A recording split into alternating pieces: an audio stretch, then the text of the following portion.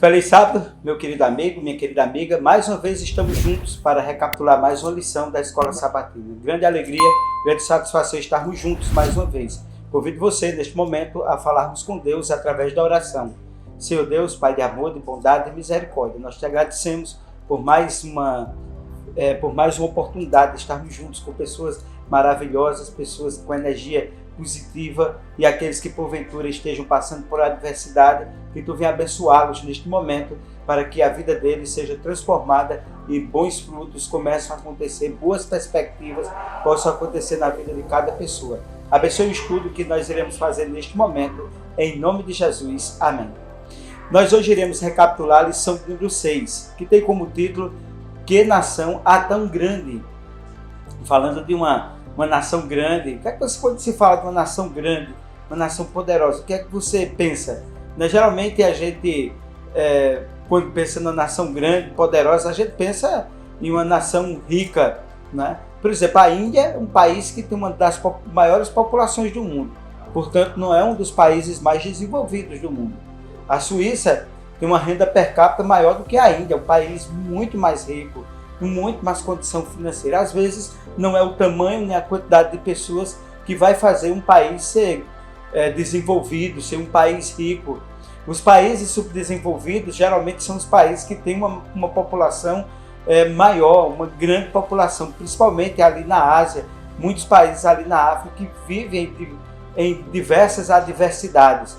Portanto, eu gostaria hoje na lição de abordar sobre uma grande nação que também não era maior, que não era a mais poderosa, que não era a mais rica, mas porque ela foi considerada a maior, né, foi considerada a melhor por Deus. Em Deuteronômio, capítulo 4, versículo 8, nos traz a seguinte reflexão: qual é a grande nação que tem mandamentos e preceitos tão justos como esta lei que vos apresento hoje? Veja que indagação extraordinária de uma nação que tem preceitos, que tem mandamentos justos, que é uma nação poderosa na ótica de Deus. As suas leis são as melhores leis que existem desse mundo. Deuteronômio capítulo 4, versículo de 1 a 9, é um estudo da lei de Deus. Uma lei santa, perfeita, sábia, e as consequências de obedecê-la e de rejeitá-las, nós iremos encontrar e verificaremos na prática, na história do mundo e na nossa vivência atual. Portanto, há 3 perguntas que são de fundamental importância para que nós possamos entender esse contexto. Podemos adicionar ou remover algo da lei para torná-la mais perfeita? Segunda pergunta: qual é a relação entre a lei e a sabedoria? Terceira pergunta: a observância da lei pode nos dar renome neste mundo? São 3 perguntas de fundamental importância a ser respondida nesse estudo de hoje. Primeiro tópico da lição: nem adicionar, nem diminuir. Deuteronômio capítulo 4, versículo 2, vem comigo na leitura: não acrescentareis a palavra que vos mando, nem diminuireis dela, para que guardeis os mandamentos do Senhor vosso Deus, que eu vos mando. Ou seja, o que é que o texto de Deuteronômio está nos conclamando, nos levando a refletir? Adicionar ou remover algo da lei perfeita para torná-la mais perfeita é colocar-se no lugar de um Deus que já é perfeito e que fez uma lei perfeita, e um ser humano imperfeito querendo adequar ou fazer uma emenda, vamos dizer, constitucional, ou uma adequação a essa lei. Esse é precisamente o desejo de Satanás desde o princípio. A publicidade de sua rebelião baseava-se principalmente em questionar a perfeição da lei de Deus e na necessidade de modificá-la. Então isso está no preceito de Satanás, mas não no preceito do Filho e da Filha de Deus. Ao longo da história, Satanás induziu o povo de Deus a adicionar preceitos na lei.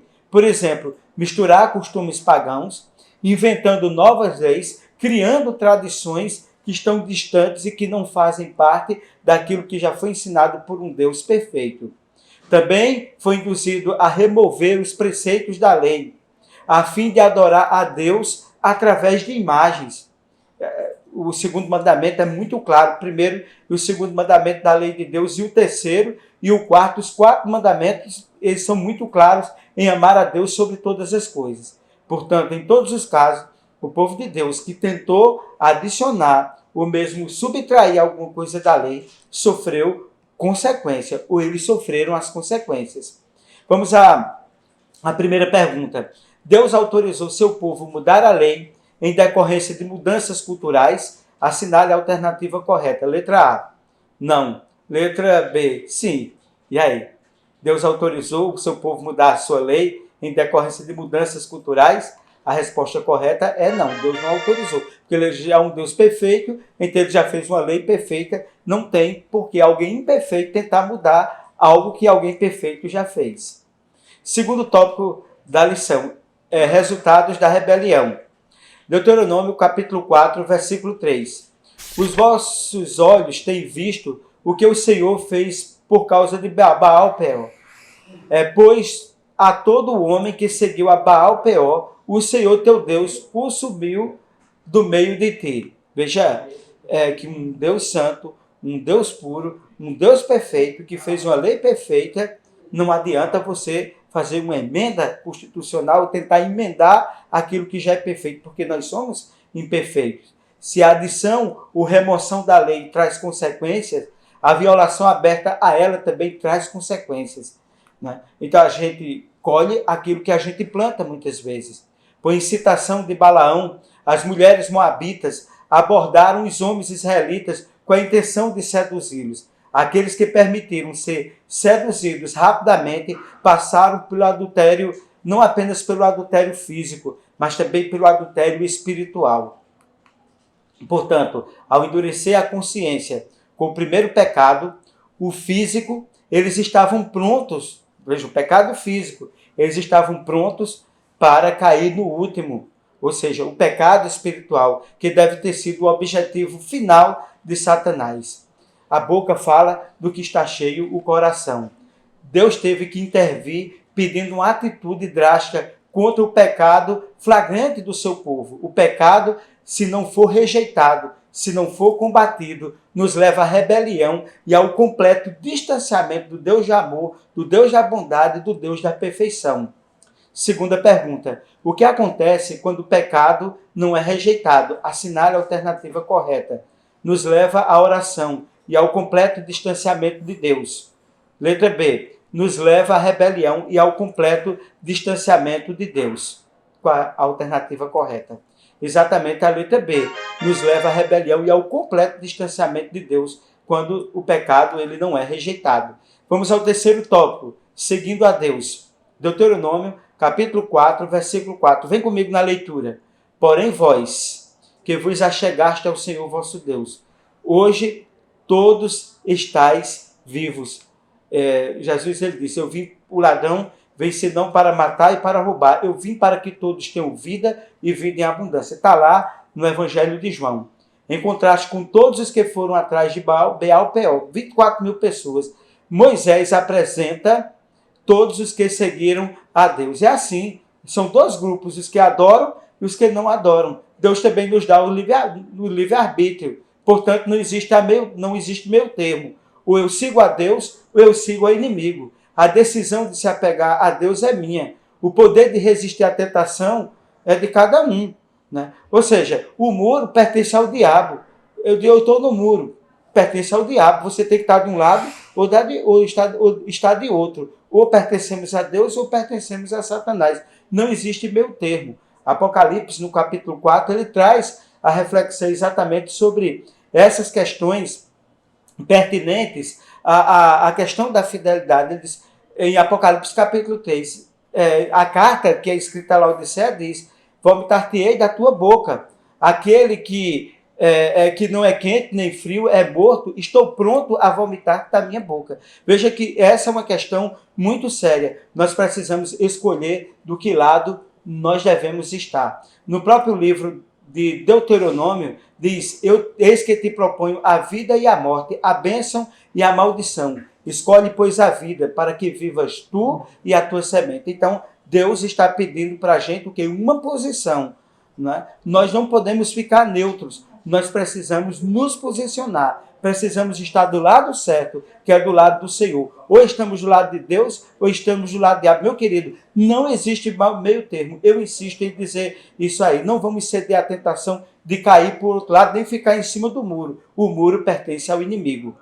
Deus pode nos impedir de cair, mas temos que tomar a decisão certa, a decisão consciente de nos apegarmos a Deus de todo o coração, de toda força, como os fiéis fizeram lá em Baal-peor. Se assim for, podemos ter a certeza de que, qualquer que seja a tentação, nós podemos e devemos permanecer fiéis. Seja qual for a circunstância, nós devemos e nós iremos permanecer fiéis. É o que Deus deseja. Terceira pergunta. Deus aceita o meio termo na fidelidade e adoração a Ele? Assinale a alternativa correta. Letra A, sim. Letra B, não. Deus aceita meio termo na fidelidade e adoração a Ele? Sim ou não? Não, Deus não aceita. O muro pertence ao diabo. Eu insisto. Nós não podemos ficar em cima do muro. Nós precisamos decidir ao lado de Deus. Para que assim nós tenhamos vida e tenhamos vida em abundância. Quarto tópico, nossa sabedoria. Vem comigo na leitura de Deuteronômio, capítulo 4, versículo 6. Guardai-vos, pois, e cumpri-os, porque isso será a vossa sabedoria e o vosso entendimento perante os olhos dos povos, que ouvirão todos esses estatutos e dirão, este grande povo é nação sábia e entendida. Veja, maravilhoso, né? Olha o que é que Deus ele entende do seu povo. De acordo com este verso, quando o mundo dirá que os cristãos são um povo sábio e o entendido. Veja que pergunta maravilhosa.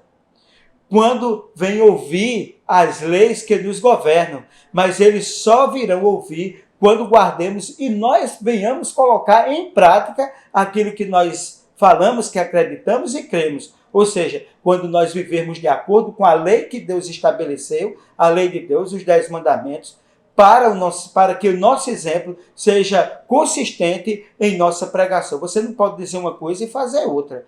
Né? Tem muita gente que vive das aparências e nós devemos viver além das aparências. A Bíblia diz que nós somos um perfume suave, nós somos uma carta lida e escrita. A nossa vida deve ser um exemplo, ela deve estar em consonância com aquilo que nós pregamos.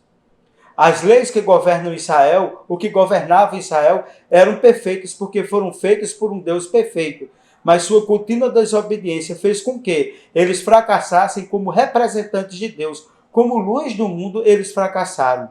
Nós somos o sal da terra, a luz do mundo. Nós vamos brilhar no mundo, testemunhando diariamente da nossa obediência à lei perfeita de Deus. E é só assim, né, que nós seremos povo de Deus, representante dele. E você não guarda a lei para ser salvo. Você guarda a lei, né, porque você é salvo. Ou seja, a lei de Deus existe para refletir, né, o caráter de Deus em nossa vida. Porque foi escrita por dedo de Deus, em tábua de pedra, né, não foi escrita no coração do homem. Foi escrita em tábua de pedra para que o homem entendesse que ela era o quê? Perpétua.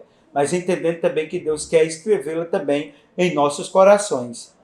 Vamos agora à quarta pergunta. De acordo com Deuteronômio, capítulo 4, versículo 6, quando o mundo dirá que os cristãos são um povo sábio e entendido? Assinale a alternativa correta. Letra A, quando vivermos de acordo com a lei de Deus. Letra B, quando vivermos de acordo com a cultura do nosso país. Exatamente, a resposta correta é quando a letra A, quando nós vivermos de acordo com a lei de Deus. Quinto e último tópico, que tem como título uma grande nação. Deuteronômio, capítulo 4, versículo 7 e versículo 8. Pois que nação há tão grande, que tenha deuses tão chegado como o Senhor seu Deus, todas as vezes que o invocamos. E que nação há tão grande, que tenha estatutos e juízos tão justos como esta lei que hoje ponho perante vocês. Veja que coisa maravilhosa, né? Deus escolheu os descendentes de Abraão para ser uma grande nação, com o propósito de abençoar através dela toda a humanidade. Mas uma questão e uma pergunta é extremamente importante e relevante. O que fazia de Israel uma grande nação? Eles tinham o maior poder bélico, ele era a maior população do mundo que existia, era a nação que tinha as melhores fortalezas, os melhores prédios, os melhores edifícios, a melhor condição econômica. Não. Sabe por quê? Porque Deus estava com eles. Deus era com eles. Era um Deus próximo a eles. E ele pediu até que construísse um santuário para que ele vivesse no meio do seu povo. Isso é que era o diferencial. Não era o poder econômico, não era o poder bélico, não era a estrutura cultural, não. Mas foi a escolha. Foi porque Deus estava com eles. Outra coisa também, eles tinham leis, juízos e estatutos feitos e orientados por um Deus perfeito. As outras nações, eles podiam ter mais suntuosidade no aspecto físico, bélico, econômico, cultural, né? Mas eles não tinham aquilo que era mais importante, um Deus perfeito para guiá-los e para orientá-los e presente em suas vidas. E, portanto, Deus também nos escolheu para abençoar a humanidade com a mensagem da salvação. E o que me faz ser uma grande pessoa? O que me faz ser uma grande pessoa? Eu e você. O que é? É você ter estudo, é você ter status social, é a sua casa, é o seu carro, é o seu emprego. O que é que lhe faz ser uma grande pessoa? Sem sombra de dúvida, é o Deus que habita na sua vida, e isso vai fazer uma diferença muito grande na sua vida e na minha vida, porque desse mundo nós não levaremos as nossas riquezas, nosso carro, a nossa casa, os nossos bens materiais. Os faraós do Egito construíam grandes pirâmides como Kelps, Kefren e Miquerinos. Eram suntuosas pirâmides, mas nenhum faraó, todos eles foram enterrados com todas as suas riquezas. 2.000 anos, 3.000 anos, que tantos sarcófagos, tantas pirâmides foram encontradas, estão ali ainda, todos os bens que foram enterrados com aqueles faraós. Isso implica dizer, foram até embalsamados. Isso implica dizer que eles não levaram absolutamente nada. Toda a sua riqueza, toda a sua glória foi enterrada com eles. Quinta e última pergunta. O que fazia de Israel uma grande nação? Assinale a alternativa correta. Letra A. Deus estava com eles e tinham leis, juízos e estatutos. Letra B. Deus estava com eles e tinham muitas armas para se defenderem dos inimigos. Qual a resposta correta? Exatamente a letra A. O que fez de Israel uma grande nação foi porque Deus estava com eles. Eles tinham leis, juízes e estatutos feitos por um Deus perfeito. Meu querido amigo, minha querida amiga, que grande alegria mais uma vez estarmos juntos. O que vai fazer a diferença, minha e sua, nesse mundo escuro de erro, pecado e morte, não são os nossos bens materiais, mas o Deus que habita na nossa vida, o Deus que nos dá sabedoria, nos dá discernimento, inteligência para vivermos uma vida de testemunho, como aroma suave, como perfume neste mundo de pecado, de podridão de pecado, e como uma carta aberta, lida e escrita, como diz o apóstolo Paulo. Sejamos eu e você um diferencial neste mundo. É o nosso desejo e a nossa oração. Vem comigo, agora vamos fazer uma oração especial por você. Vamos orar? Senhor Deus, Pai de amor, de bondade e de misericórdia, nós te agradecemos por estas pessoas maravilhosas que acompanharam o nosso estudo. Abençoe a vida dessas pessoas, que elas desejem ser um diferencial nesse mundo, que esteja na sua vida, no seu coração, amar e obedecer aos mandamentos desse Deus maravilhoso, desse Deus extraordinário. Nós te pedimos isso em nome de Jesus. Amém.